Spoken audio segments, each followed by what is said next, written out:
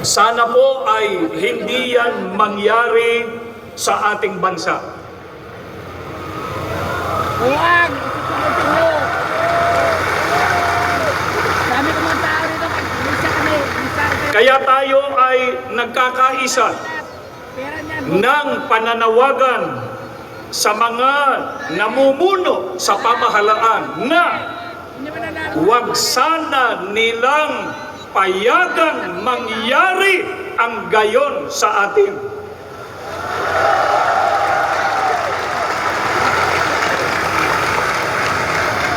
Bukan nyo. Awa ko rin. Meron pong kasabihan na united we stand, divided we fall.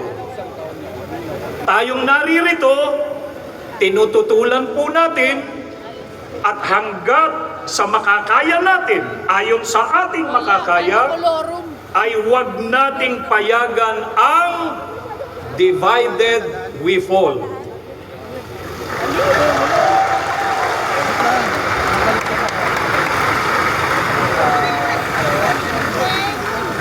Tandaan po natin, mga kababayan, kapag ka nagtalo-talo ang mga nasa pamahalaan, ang apektado ay taong bayan.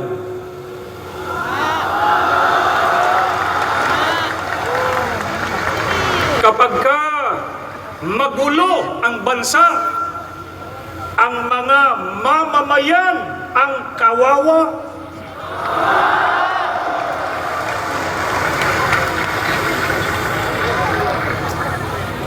Dahil po dito, pansinin nyo mga kapatid, mga kaibigan at mga kababayan, yung hawak nating mga placards,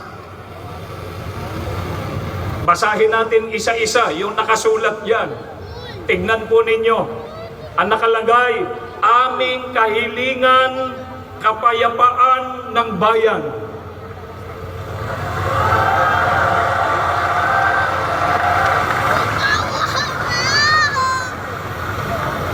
Problema'y lutasin, huwag palakihin.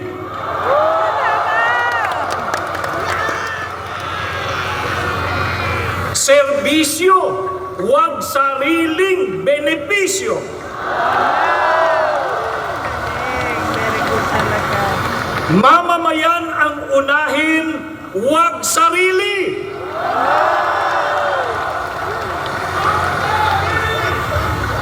Aming kahilingan, kaunlaran ng bayan.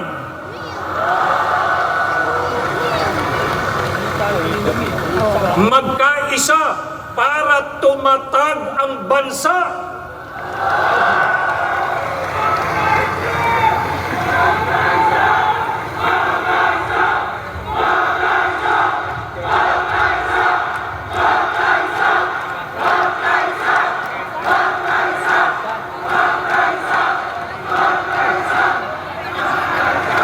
Ito pa, pinakalagay pa sa atin, yung isinisigaw natin na yan.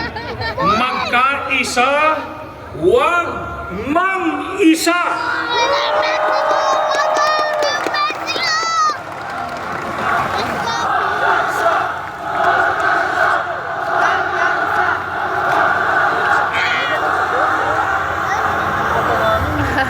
Bayan ang asikasuhin, hindi sariling mithiin. Perfect. Unahin ang bayan, huwag bangayan.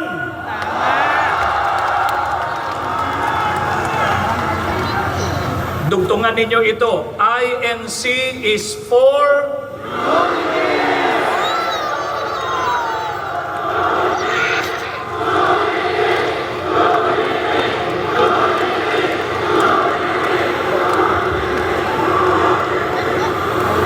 kaya kailangan natin peace in the Philippines.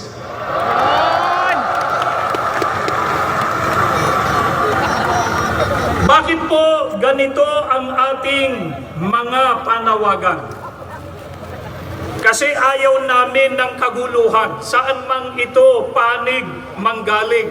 Ang nais natin ay, isigaw ninyo, kapayapaan.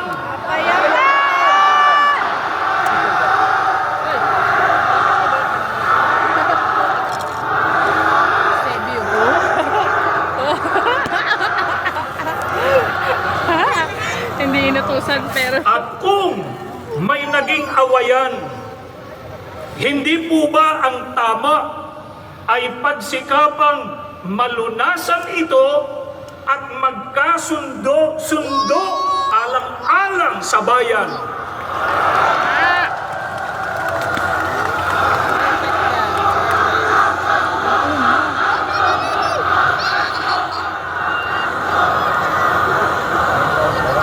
Sa pagkakaisa at sa kapayapaan, mananaig at mamamayani ang sambayanan.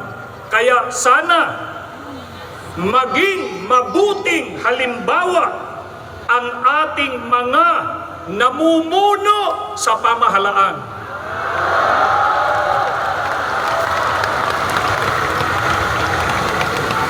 Sa ikapapayapa, ano po ang itinuturo ng Biblia na dapat gawin?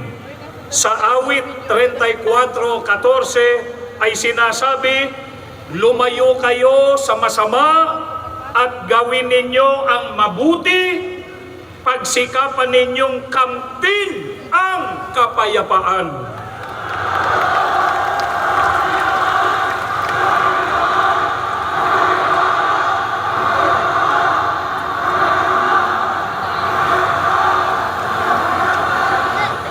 Ito po ang itinuturo ng ating Panginoon Diyos. Ito po ang dapat nating gawin para kamtan ang kapayapaan, lumayo sa masama, at gawin ang mabuti.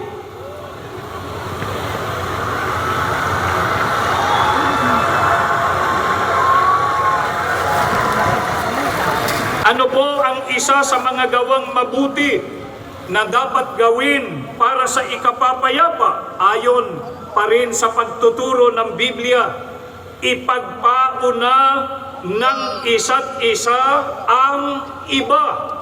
Batayan sa Roma 12:10. Ang sabi pa, huwag lamang ang sarili ninyong kapakanan ang inyong isipin, kundi ang kapakanan din ng iba.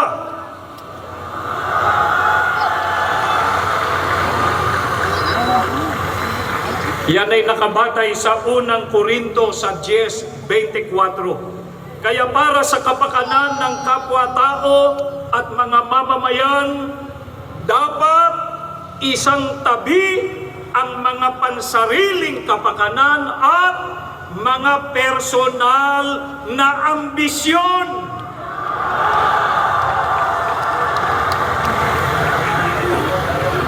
Alang-alang sa mahal nating bansa, dapat magkaisa, iwasan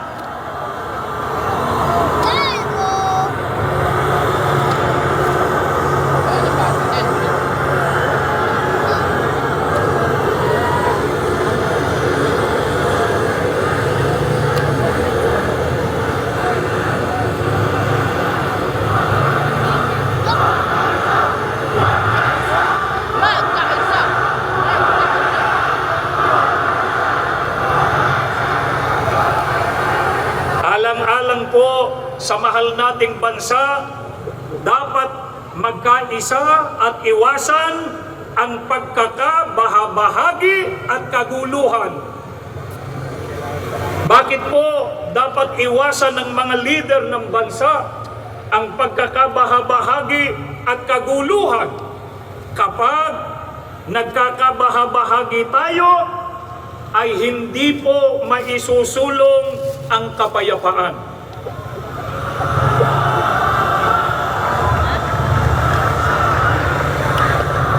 At kapag kaguluhan ang namayani, hindi po mahaharap ang paglutas sa mga problema ng bansa.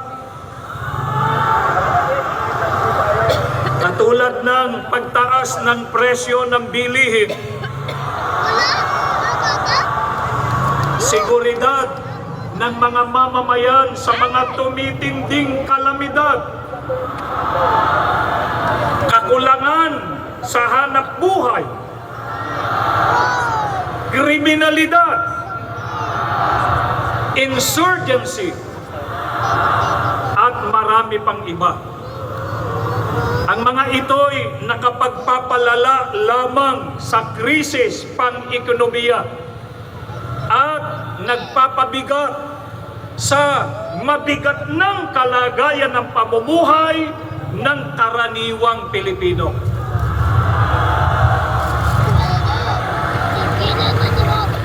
Ito po ang hinihiling natin sa mga namumuno sa pamahalaan na pagkaisahan din nilang pag-ukulan ng matamang atensyon at pag-asikaso.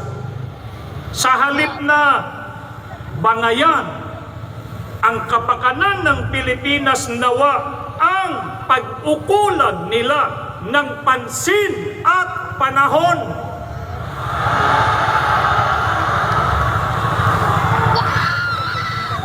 Kaya kahit matapos na itong ating isinasagawa ngayon, na sama-sama at mapayapang pagkilos para sa kapayapaan, ang ating mga panalangin sa Panginoon Diyos ay basbasan niya ang ating bansa ng kapayapaan.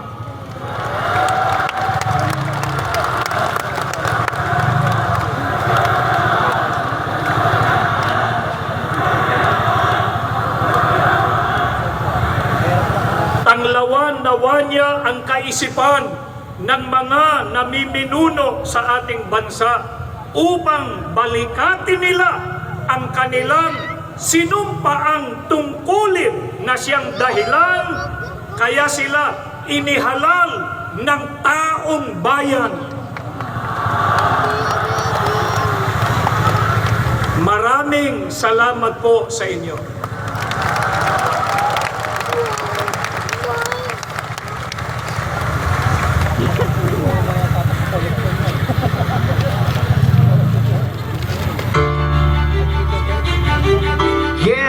Yeah. Magkakaisa Para sa Pilipinas! Taong bayan ay unahin at dapat magkaisa. Ayusin ang mga problema ng ating bansa. Ang galit ay alisin at dapat magkasundo. Payapa ang ating bansa, asenso at taong bayan ay unahin at dapat magkaisa. Tigil ang pagkaaway at ang pagkakagulo. Ang galit ay alisin at dapat magkasundo. Payapa ang ating bansa, asenso at tayo. Ang kahirapan sa bansa ay lumulubha. Kailangan maharapin ang maraming nating problema. Maraming nagugutom sa Maynila at probinsya. Maraming trabahan na hindi sapat ang kinikita. Pati na hindi sapat ang pagkain sa mesa. Kapag sila'y nagkasakit, wala rin papa-hospital. Kabuhay ang pinapasamat, hindi ka nabidad. At tumataas ang antas ng kriminalidad. Hindi mabuting panoorin na puro na ng amihan. Kaliwan ka ng patikos, kabi-kabilang atisan. At dapat asikasuhin ang kailangan malunasan ay ang mga problema nagpapahirap sa ating bayan. Pinapanahon, pagkakaisa ang solusyon.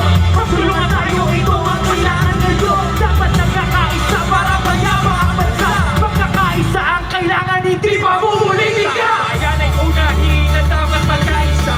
Ayusin ang mga problema ng ating bansa. Ang galit ay alisin at dapat magkasundo. Kung mayama ang ating bansa, aasenso nga tayo. Taong bayan ay unahin at dapat magkaisa. Itigil ang pag-aaway at ang pagkakagulo. Ang galit ay alisin at dapat magkasundo. Kung mayama ang ating bansa, aasenso nga tayo. Sana mo ay pansinin ito aming sinasabi. Kapayapaan ito ang nais namin na mangyari. Ang problema ng bayan ay napakarami. Tigil ang bahayan ang pagkakamahama-hagi. Ang bansa ay mayama, hindi mahamahagi. Ang bansa ay masaya.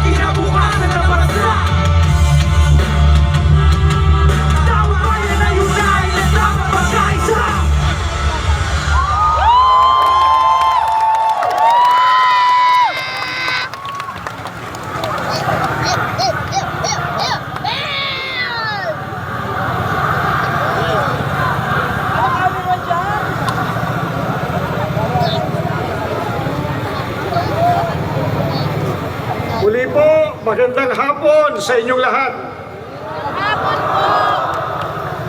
Tulad po ng alam natin, ang layunin ng pambansang rally na ito ay para sa kapayapaan. Kapayapaan ng ating bansa.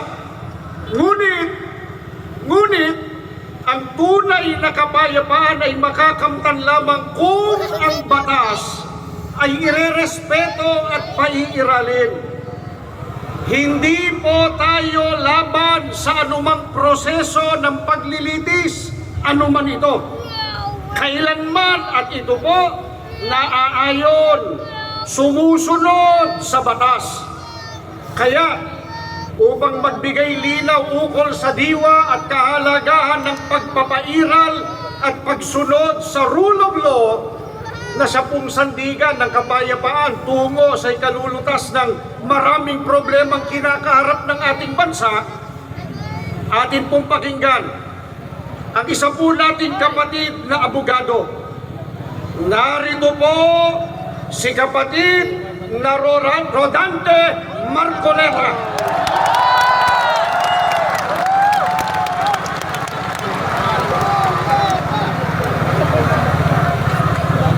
Hanap niya din yan.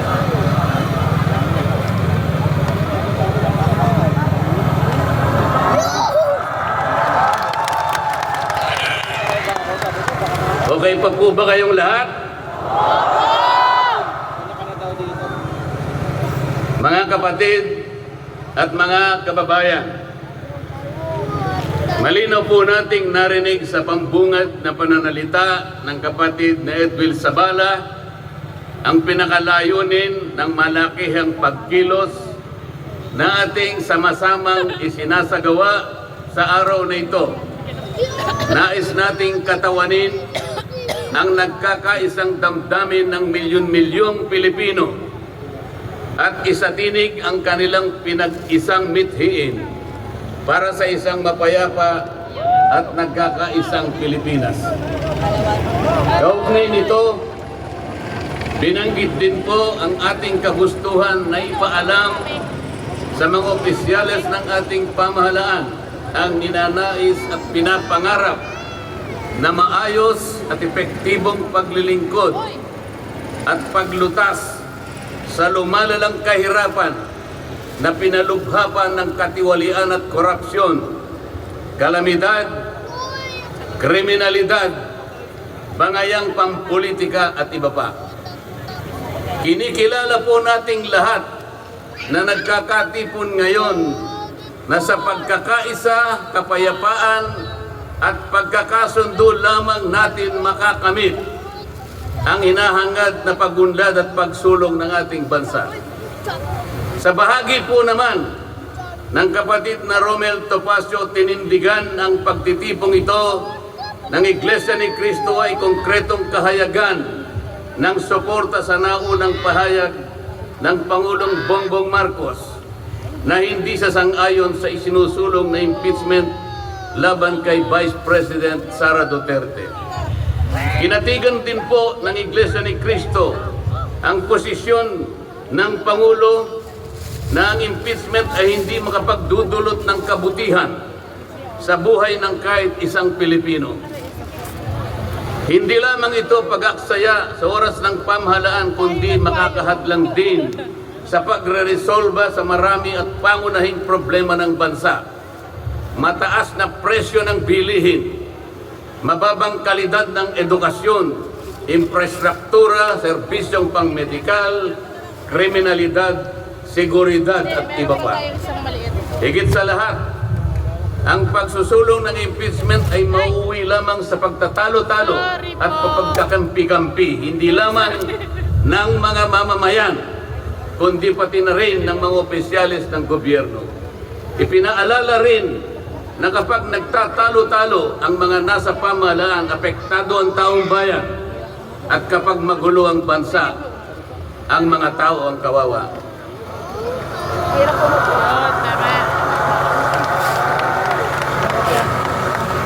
Lagyan po natin ng konteksto ang dalawang pagpapahayag na nauna upang lalong mabigyan ng diin ang kahalagahan ng pagkakaisa, pagkakasundo at kapayapaan sa ikalulutas ng panganib na dulot ng kahirapan dahil sa lumulubhang katiwalian, korupsyon, kalamidad at lalo lamang napabibigat ang buhay at pamumuhay ng ating mamamayan.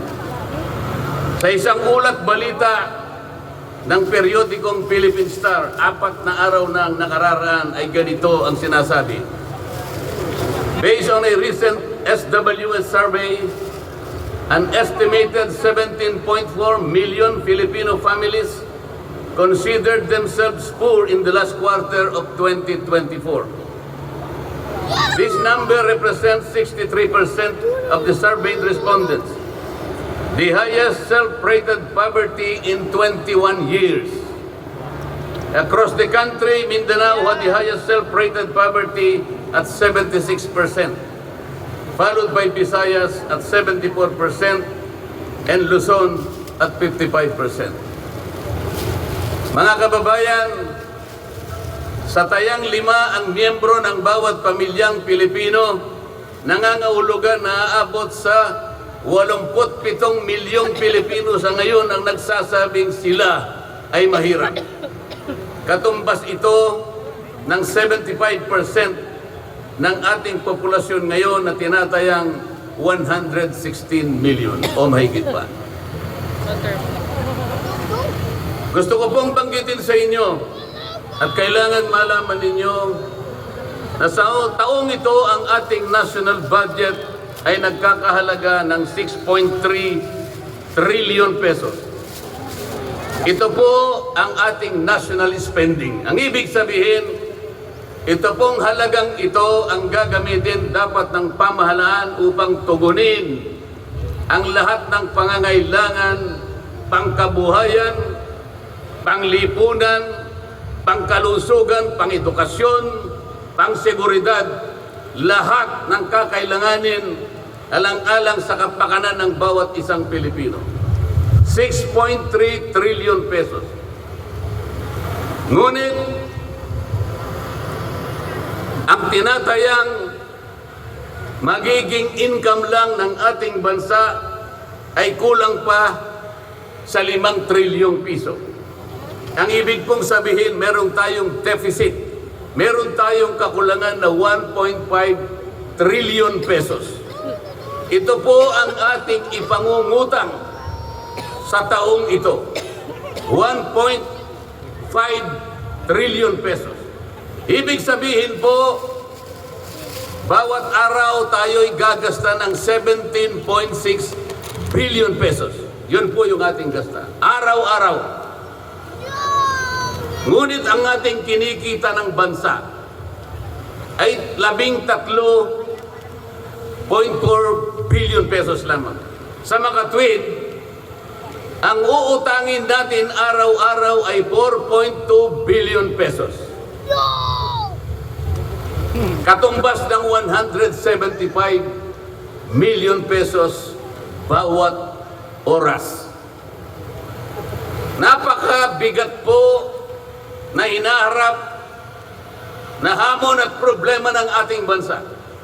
Hindi po biro-biro ito. Ito po'y pananagutan po ng ating mga opisyales. Hindi po pwedeng talikuran ito. Ganito na po kalala ang problemang pang-ekonomiya ng ating bansa. Ngunit,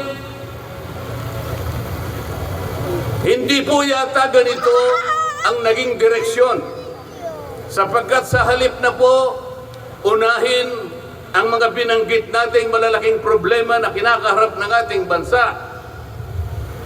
ang inuna po ay mga bagay na mauuwi lamang sa pagkakampi-kampi at pagkakabahagi ng ating bansa. Bakit po? Nagtatagpo ng Quadcom. Ang buong akala ko po, sa pagtatatag ng Quadcom, ito po ay 4 na komite sa House of Representatives. Kinonsolidate, ginawang isang makapangyarihang komite na ang buong akala ko ito ang gagamitin para tutukan ang namumuong problemang lumulubha pa na hinaharap ng ating bansa. Napakataas po ng bilihin, lalo na po yung pagkain ngayon. Nagtanong-tanong po ako, ang isang pirasong kamatis last week is 20 pesos. Tama po ba yun? Ngayon po, may nagsabi sa akin 30 pesos isang kamatis. Ang isang kilong kamatis, 400 pesos. Tama po ba yun? Ang isang piraso ng siling pangsigang ay 10 piso. Yun po yung sinabi sa akin. Tama po yun? 600 pesos per kilo. Yun pong bell pepper. Dalawang kulay po yata yung bell pepper. Isang berde, isang pula. 45 pesos ang isang piraso. 1,000 pesos ang isang kilo. Gusto nga, bitawan na lang eh. Huwag naman gulay. Bakit hindi po ito yung unang harapin natin? Napakalala po ng presyo ng kuryente sa ating bansa. Kulang-kulang 5,000. Meron po akong isinulong na 10 panukalang batas na ang tanging layunin ay ibaba ang kuryente sa bansang ito. Ikinalulungkot ko pong ibahagi sa inyo na kahit isa ay wala man lamang pong nadinig.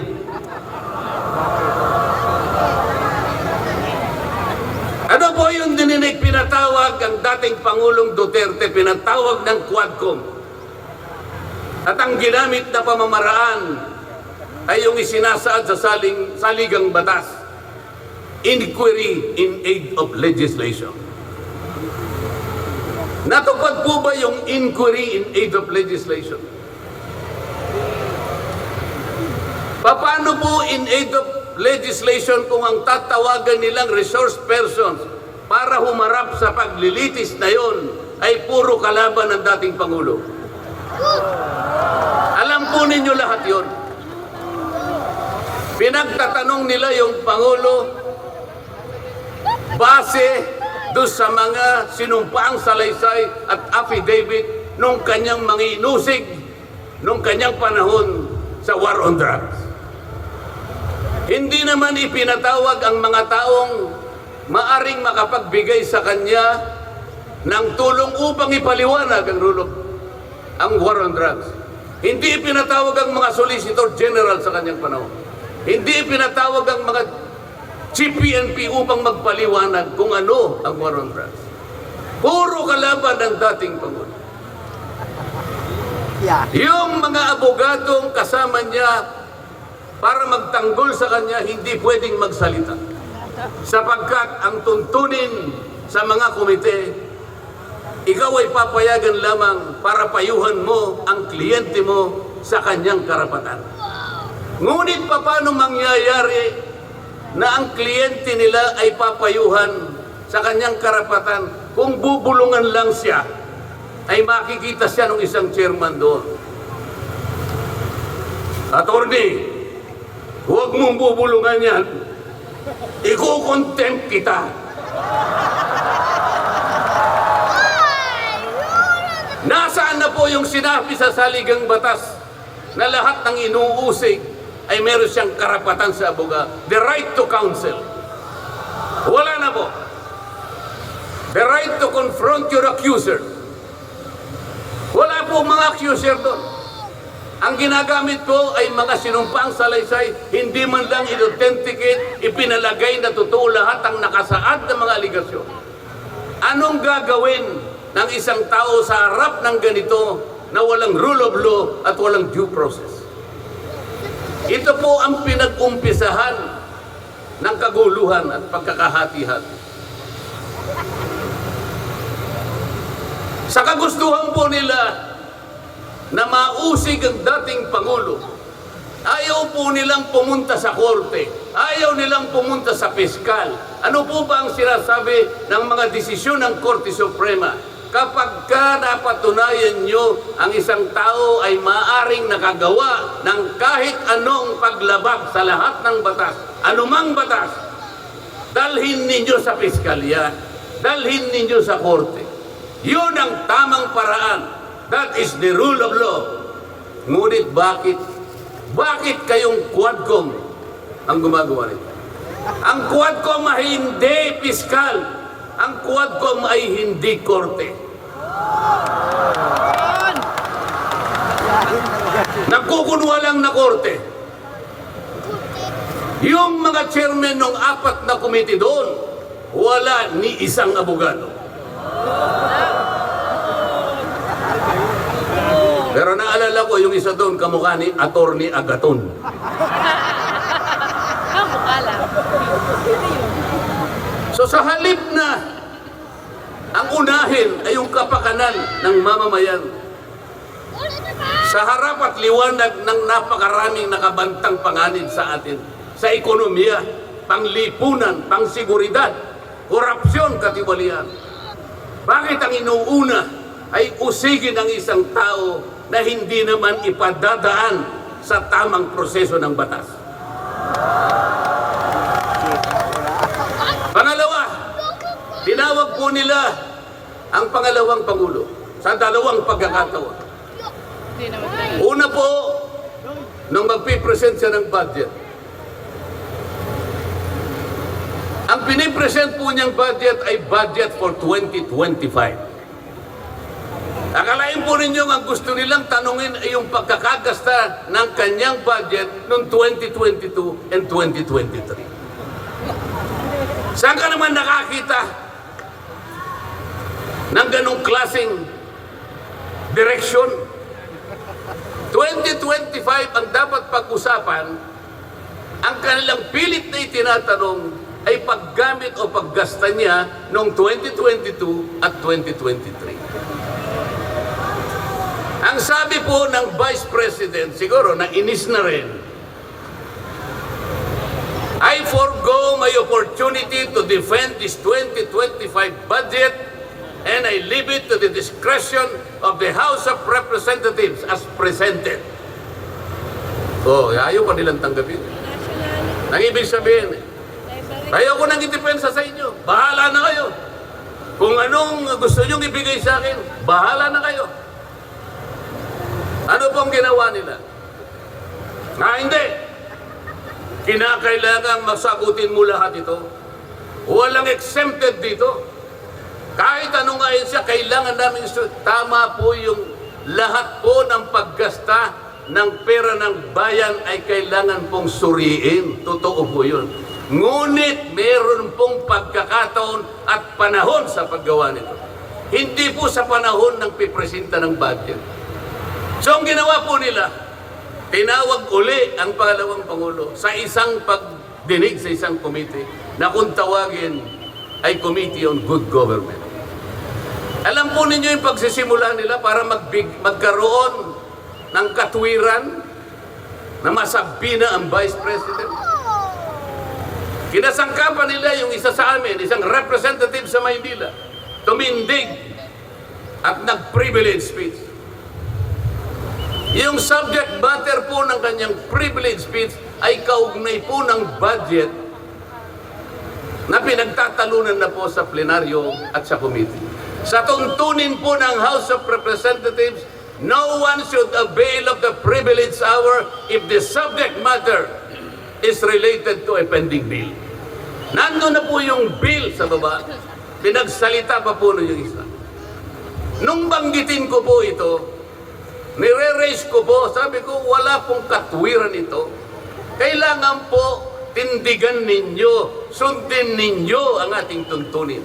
Kapag hindi tayo sumunod sa ating tuntunin, sinong maniniwala sa atin na tayo may karapatang gumawa ng batas para sa ikabubuti ng ating bansa?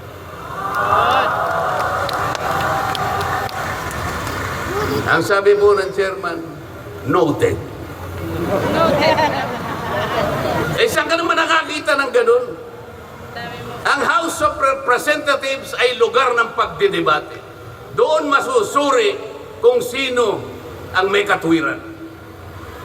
Kung hindi magsasalita ang chairman, at pagkatapos po, sinabi ko pa, bakit pa ako? Dahil lamang sa isang manifestation ng isa sa amin, ginawa na naman ninyong isang motu proprio action.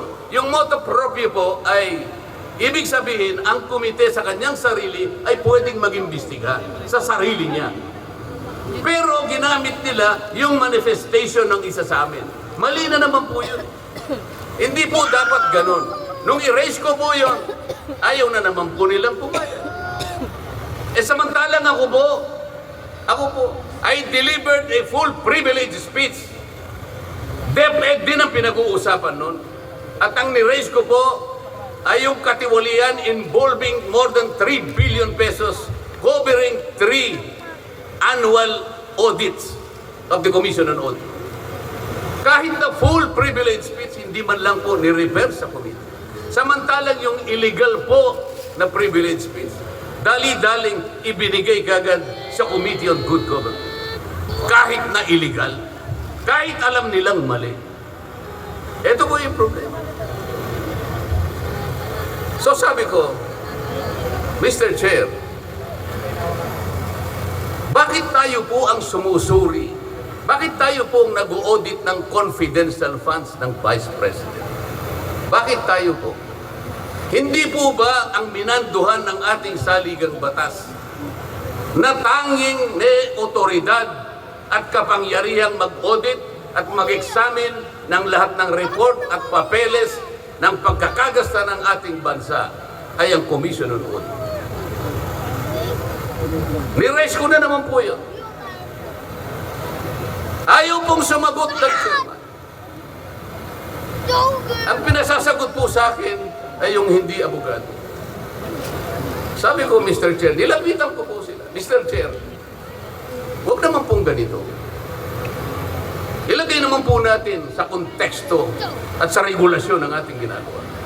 Tinatanong ko po ay isang constitutional issue. Bakit ang pasasagutin mo sa akin ay hindi man lang abogado? Huwag mo naman akong insultuhin.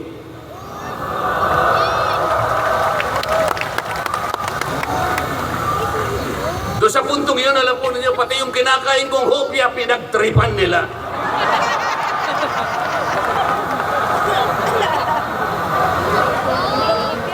Ang Iglesia ni Cristo ay hindi po laban sa impeachment, sapagkat ang impeachment ay itinatadhana sa saligang batas. Ngunit, kung ang paraan ng pagsasagawa nito ay wala sa batas at wala sa tuntunin, ito na naman ay pagmumulan ng kaguluhan, pagmumulan na naman ng pagkakabahabahagi ng ating bansa. Ito po ang gusto nating iwasan. Ito po ang gusto nating iwasan. Iniimbestiga nila po yung confidential funds. Ang tanong ko po, Mr. Chairman, mahigit pong 400 opisina at ahensya ng ating pamahalaan ang tumatanggap ng confidential funds. At sila din ay natatawagan ng pansin ng Commission on Audit. Bakit naman isang opisina lang ang pinipilit niyong usisain? Hindi ba masyadong halata namang pamumuliti kaya? Ito po yung gusto nating liwanagin. Hindi po tayo laban sa pag-iimbestiga ng katiwalian. Ilagay po natin sa ayos. Sana man lang kumuha sila ng ilang pang mga bahagi ng opisina na kagaya din ng pagkagamit ng confidential fund, sapagkat ang layunin po raw ay makagawa ng batas. Kung talagang gusto ninyong gumawa ng batas, kasi po in aid of legislation, palagi po ito ang nagagamit, inquiry in aid of legislation. Nasa saligang batas po naman talaga ito. Kaya lang, meron pong limitasyon ang inquiry in aid of legislation. Ano po yung unang limitasyon? Kailangan po meron ka ng nakabalangkas na batas, panukala. Hindi mo lang makumple-kumpleto sapagkat nag-aatubili ka, baka merong impact ito sa ibang sektor. Kaya tatawag ka ng mga tao na makatutulong sa'yo para sa ganun makumpleto mo ang iniisip mong panukalang batas. Pagka ganun, alam niya kung sinong tatawagin niya. At alam niya rin kung anong itatanong niya. Hindi po ganun ang nangyayari ngayon eh. Dahil nga wala na pong rule of law, basta na lang sila tatawag ng kahit sino sapagkat hindi naman po talaga ang layunin ay gumawa ng batas kung hindi usigin ang taong gusto nilang usigin. Ito po ang nangyayari ngayon. Kaya nga po, dahil sa kagustuhan nila na talagang usigin ng ICC ang Pangulong Duterte, alam po ninyo, yun lang ang tanging layunin. Sa 13 pagdinig ng Quadcom, 13, nakapaggawa lang sila ng isang batas na kahit siguro po high school graduate pagtatawanan niya yung kanilang panukalang batas. Bakit po? Yung definition na definition lamang po ng extrajudicial killing ay talaga pong matatawa ka na. Tayo ko na pong babain yun. Ibig sabihin, ang layunin talaga ay hindi in aid of legislation, kung hindi in aid of prosecution, in aid of persecution.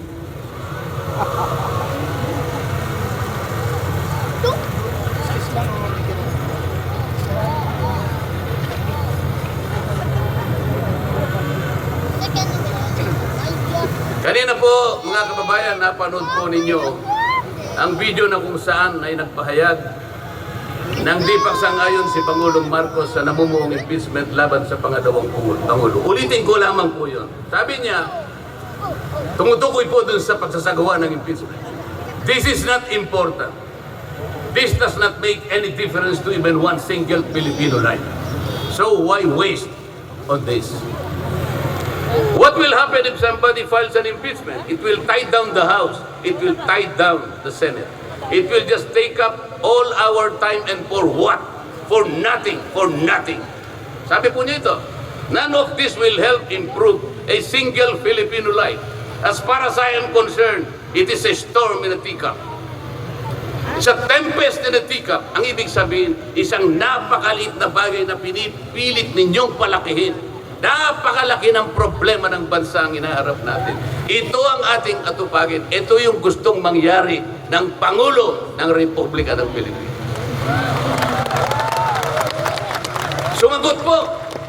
Sumagot po ang liderato ng House of Representatives. At sa isang bahagi, ang sabi po niya, ito po, kinuha ko lang yung isang bahagi sa isang mahabang manifestong ginawa nila. Sabi po ng House of Representatives, bilang tugon doon sa sinabi ng ating Pangulo. Sabi po niya, together, let us rally behind our President to protect and preserve the gains of democracy as we build a stronger, more united, and more prosperous republic. Pero nasaan po kaya? Nandito po kaya lahat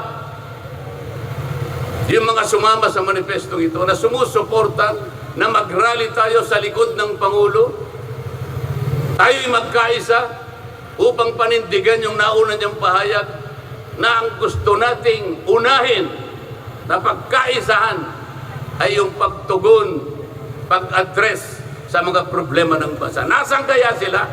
Nandun kaya sila sa likod ng Pangulo o tayo lang lahat?